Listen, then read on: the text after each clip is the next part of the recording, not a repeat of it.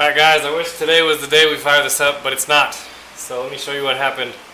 I was fitting the temp sender, and I was trying to get this plug out from inside the block, and I used all the knowledge that I had in order to get it, and it still broke. So, yep, there it is right there. I even tried to use an ease it out and everything, and that's what happened. So, it's going to be on me to replace that intake now, and so I will get to doing that. Once that's done, we can move on. I feel like I've taken like 8 steps back and no steps forward. So it is what it is. Crap happens. But I'm going to go ahead and put the new intake on it. Finally got the intake off, and inside this lifter valley looks absolutely gorgeous. It's spotless. So I guess somebody, they did rebuild this engine. One thing that they did do that they shouldn't have done is they used the rubber ends for the it's called the China wall at the ends of the intake. They should have just used the RTV, but that will be fixed and addressed. So I have to clean this up, put new gaskets in, drop a new one on, torque it, and then build it back up. Tearing it down is a little faster than putting it back together, but it's always good to see stuff like this inside. It has come time to put the spark plug wires on, and instead of getting a pre-cut set, we have to make them. So that's the, if you want the nice wires, you got to make the wires. So it's going to take a little bit of time in order to get them what I want, and there's a couple problems and reasons why. So the first is that he has put headers on this engine. If he had exhaust manifolds, all of these straight boots would work, but since he has headers, there's probably about 4 ends that are going to need 90-degree boots, and I'll show you a reason why. So if I have a straight boot right here, it's obviously going to fit. If I have a straight boot right here, there's no way it's going to fit. So it needs a 90-degree end. I believe the same with pretty much all the outer ones on both sides of the engine. The other thing that takes a while is that I have to cut all of these wires to fit. I have to add on ends to fit the HEI, and then from there, I have to cut the wires to fit. So, for example, like this one, this goes number 1. It's way too long. I got to cut it to fit with the correct end. And yeah, so it's going to be a lot of work, but I'm going to get it done. I'll kind of show you how we do it. So basically, there's different lengths of wires. I just go down one side, and the shorter ones obviously are going to be cylinder 8, 6, 2, and 3. Or excuse me, 8, 6, 7, and 5. They're going to get shorter wires, and the rest will get longer because obviously you have to go longer distances in order for them to hook up. So I have some of these straight boots on the ends of these wires will work. Some will need to be replaced with these 90-degree boots, but all the wires are going to need the HEI terminal boots put on them. So the way it works is basically you have to clamp one of these ends onto this, and then MSD came with a nifty little tool that I can use my vise to clamp it all down and then put the boot over it with a little bit of grease. So it's actually really time consuming, but it's one thing that has to be done. But if you do it right, it looks awesome. Eric elected for these looms, which I told him to do. The reason being is that looms are the only way to go when you're running headers. There's no real other way to do it. After quite a long time of making all these spark plug wires, I'm finally done with it. So you see all the time when people have spark plug wires and they're loomed over the valve covers or run under this way, and they're just everywhere. This is a really easy and quick solution. Now it took me a while just because I had to make the wires to length, but you can do this with regular pre-cut wires and just use the rest, put all the extra back there. But what I like about it is with the mixture of the 90-degree boots and the straight boots, I have no spark plug wires touching the headers. Now, if I were to do this again, I would do all 90-degree boots, but it is what it is. So, take a look at this one. I had to kind of route it around the dipstick tube in order to move it over so it's not touching the header, but since it's not touching, we should be good. But, I mean, it just looks so much better than just random spark plug wires everywhere. Alright, Eric's car is ready to fire up. Right now I have gas draining into the gas tank. The engine is full of oil. It is full of coolant. The spark plugs and wires and all that stuff are routed the way they're supposed to go. The couple checks that I'm going to do first is I'm going to check and make sure I have power to the distributor, check and make sure I have power to my electric choke, and then from there I'm going to turn the engine over with the distributor unplugged. That way I can prime the oil system but also prime the fuel system. Another thing is when you set initial timing, you're going to want to make sure that the vacuum advance is unplugged because the choke will make the engine rev up higher than it is. Once the choke gets kicked off, we will bump the idle up to 2500 RPM for 20 minutes to break in the cam, and then from there we should be good.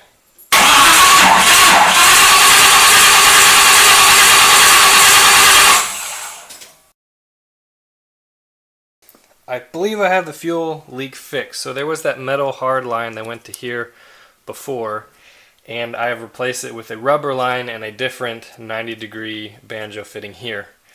I kept fighting and fighting with the little turn-in part. This little part on the fuel line, I mean, I don't know why. They put it there for a pressure gauge, right? But it just leaked and leaked. No matter how tight I got it, it leaked. And you can't put Teflon tape because Teflon tape disintegrates in gas. And I just didn't want to fight with it anymore. So a few dollars later, we have a new fitting and a line that shouldn't leak. So the piece of metal that I used in between has flares on both ends, so that shouldn't leak. And we should be good to go. So we'll fire it up again and see if we have any more leaks. If not, we can set timing and we can break in the cam.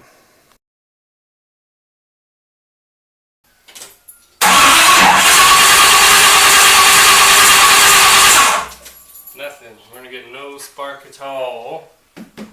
Okay. With my timing light hooked up, I could see that we had no spark. So when I turn the engine over, this wasn't flashing. It will flash if the spark plug is firing. And this is a performance distributor. And obviously it's not working. So it could be either this coil, it could be the cap, it could be the rotor, or it could be the ignition module inside the distributor. So in process of elimination, I'm going to start with the thing on top. That's most easiest to get to. I did notice something interesting though. When I first took it out, this ground strap right here that connects right here, it was painted very similar to this. So it looked like it wasn't really making good ground. I cleaned it up and still didn't get anything. And like, well, what about the other ground strap? So there's this one right here that runs to right here in the underneath the coil. And if you look, it's painted, okay? So it doesn't look like it's gonna make very good ground. Let's see if that works. It's almost never the coil that's the issue. It's usually the ignition module inside the distributor. But here's the thing, all this stuff is brand new. It should all be good. But it could be something like that that's overlooked. So I'll clean it up, throw it back together, and see if that's the problem. It may be the problem, it may not be the problem. But guess what? If your distributor isn't grounded, it's not going to make any spark. When Eric first dropped off the car, he dropped off this MSD Street Fire distributor, but it didn't have a tack drive option on it. So we bought another one. And what I'm going to do is take all the parts off of this one, swap it with the parts that are on the distributor on the car, and then get and see if that will work. First I'm going to start basically the cap and the coil. I'm going to throw on this cap and coil, see if I get any kind of spark or any kind of fire from that. If that doesn't work, then the next thing I'm going to replace is this little module inside the distributor. Other than that, that's about the only few things that can go wrong in these distributors. So we'll try the cap and coil first.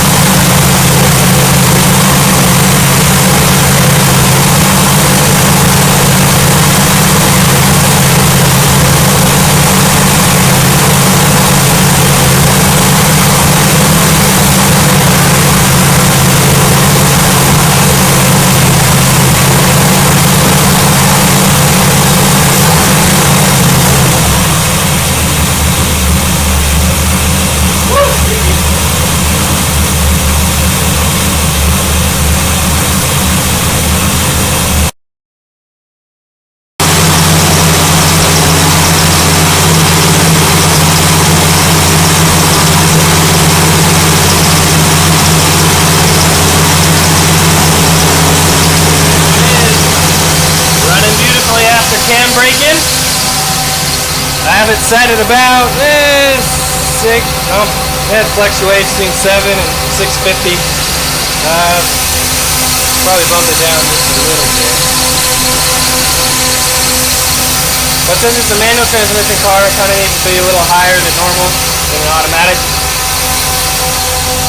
But it sounds good. That radiator setup is working perfect. I can feel it cycling from hot to cold. 181 is 185, it's perfect. This sender I don't think reads right because the gauge says it's only at 100, which that's an easy fix. Oil pressure's good, battery's charging. We do need to fix the gas gauge. I don't know why that doesn't work, but that's something else we can figure out. But this sounds pretty good.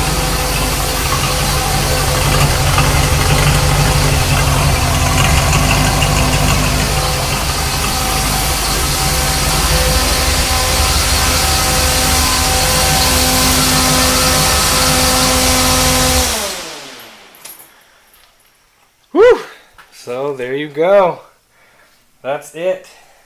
So the next steps are going to be check out the brakes, check out the transmission, fill up the tires, and see if we can't drive it. I don't know if I'll include this on an earlier part of the video, but all this all this water was leaking from a radiator hose that I replaced. It was supposed to be new, but it had a pinhole in it. So I put a hose clamp on it. Hopefully that will hold it enough for now. It did stop the leak, but eventually, if Eric wants, he can replace that whole thing of hose. I think a hose clamp is just fine, but again, some people are more perfectionist than me. So that's a good place to end this video. The engine's running, it's broken in, and it's time for the next step. I don't know what Eric's going to have me do, or if he's going to take it back and do it himself, so we'll see. With the engine broken in and the exhaust tacked up, it's time to get the car where it's a little bit more roadworthy.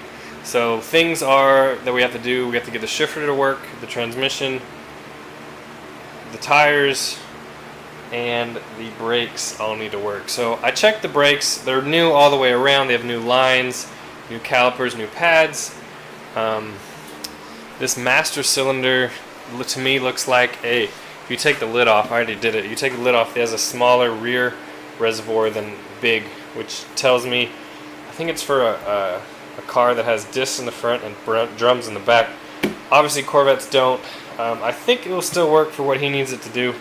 He doesn't want me to touch it, so we're going to move on to the shifter. So the shifter just wouldn't work right. It wouldn't go in reverse. It wouldn't do anything like it's supposed to. And getting under the car, I noticed that the rods were hitting each other, so there was no way to get it to shift. I know it's super dark up here, and I know you won't be able to see much, but you see these rods that my wrench is attached to? I don't know if you can see up in there. But these rods, like for example, there's one right there. Basically, when the shifter is moved forward and back, these rods move the levers forward and back, and they're on upside down. They're supposed to point up, but they point down. So I'm going to swap those around, put the levers back where they were, try the shifter then, and see how that goes. Alright, boys and girls, here she is. I just took her on her first 10-minute car ride, and everything's looking good. Oil pressure is good, water temp is good. You can see the fans are running. It's not getting hot. She needs some rear suspension adjustment. I think she has adjustable strut rods. Yeah, so those need figured out. And then the exhaust hangs a little low. I could probably adjust that out a little bit, but you know, the trans shifts well. The clutch is good. So yeah, no complaints here. I think she's ready to go. I think that's all that Eric wants me to do, is just get it to run and drive, which it does, and it stops. So he can go ahead and take care of the rest of the stuff, get the car painted, that kind of thing. So there you go. There it is. Should be good to go.